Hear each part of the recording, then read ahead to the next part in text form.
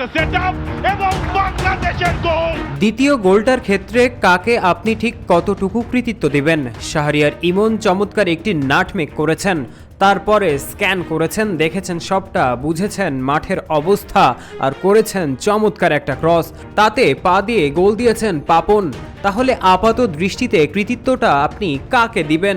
সাদামাটা দৃষ্টিতে ইমন আর পাপনকেই, তাই তো?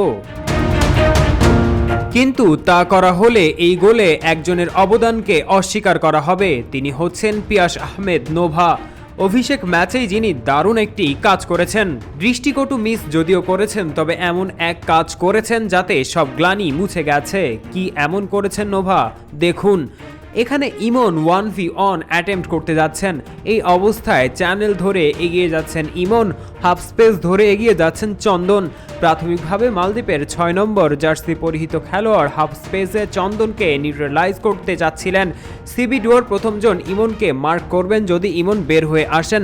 দ্বিতীয় জনের নজর নোভার উপরে, আর লেফট ব্যাকে আছেন রাকিবকে নজরবন্দি করতে। ঠিক এর পরের ফ্রেমটা দেখুন, out of know where Papon Singh চলে এসেছেন ডি বক্সে। ইমন সেটা নোটিস করেছেন এবং ক্রসটা সেদিকেই বাড়িয়েছেন, তবে এই ক্রসটা গোল অবধি এগিয়েছেই নোভার কারণে। নোভার পজিশনটা দেখুন, এখানে সে তার মার্কারকে ড্রাগ করে কোথায় নিয়ে এসেছে, ফলে একটা ন্যারো স্পেস তৈরি হয়ে যায় ইমনের জন্য। ওই স্পেসকে কাজে লাগিয়েই পাপনকে খুঁজে নিয়েছেন ইমন। এখানে নোভার মুভমেন্ট এবং মার্কারকে ড্রাগ করে নিয়ে আসার ফলে স্পেস জেনারেট হয়েছে, ফলে কৃতিত্বের অনেক বড় অংশ প্রাপ্য নোভারও। আর যে লেট রানটা পাপন নিয়ে গোল করেছেন তা দারুণ। ইমনের ক্রিয়েশনটাও পিন পয়েন্ট, তিনে মিলেই গোল হয়েছে। তাই শুধু ইমন আর পাপন নয়, নোভাকেও দিতে হবে চমৎকার কৃতিত্ব। অথচ শুরুর একাদশে বাংলাদেশ রাখেনি কোনো স্ট্রাইকার। 4-4-2-এর ডায়মন্ড মিডফিল্ডের উপরের দুইজনই উইঙ্গার, রাকিব আর ফাহিম। কোচের প্ল্যান ছিল মুরসেলিন লেট রান নেবেন, নম্বর 9 হিসেবে আবির্ভূত হবেন, তবে তা হয়নি।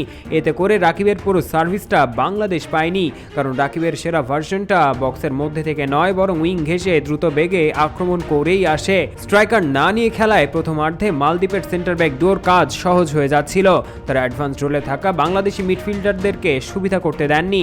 তবে শাহরিয়ার ইমন আর নোভা নামার পর মিডফিল্ডাররা লেট রান নিতে পারছিলেন, যার প্রমাণ দ্বিতীয় গোলটা। রাকিব তার প্রিয় উইংয়ে ফেরত যেয়ে নিজের খেল দেখাচ্ছিলেন। তবে বিশেষ করে নোভা নামার পরে নিজেই ডিফেন্ডারদের ড্রাগ করে নিজের দিকে রাখছিলেন, ফলে ওই স্পেসগুলো তৈরি হচ্ছিল। আলোচনা অনেক হয়ে থাকে, গোল কেন পায় না বাংলাদেশ? স্ট্রাইকার নিয়েই তো নামা হয় না।